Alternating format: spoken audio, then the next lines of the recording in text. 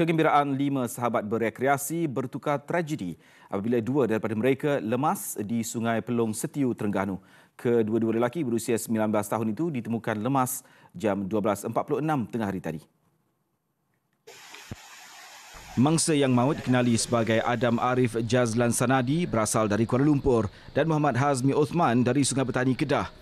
Difahamkan ketika kejadian, mangsa termasuk 3 rakan mereka yang juga penuntut Institut Pendidikan Guru IPG Kampus Datuk Razali Ismail Kuala Nerus sedang berkelah di sungai berkenaan. Seorang daripada mangsa yang duduk di tebing sungai dilaporkan tiba-tiba tergelincir lalu terjatuh ke dalam sungai sebelum 2 rakannya terjun untuk membantu. Bagaimanapun, 2 daripada mereka tenggelam ke dasar sungai manakala seorang lagi berjaya diselamatkan orang awam. Kedua-dua mangsa disahkan meninggal dunia di lokasi kejadian sebelum dibawa ke Hospital Setiu untuk tindakan lanjut.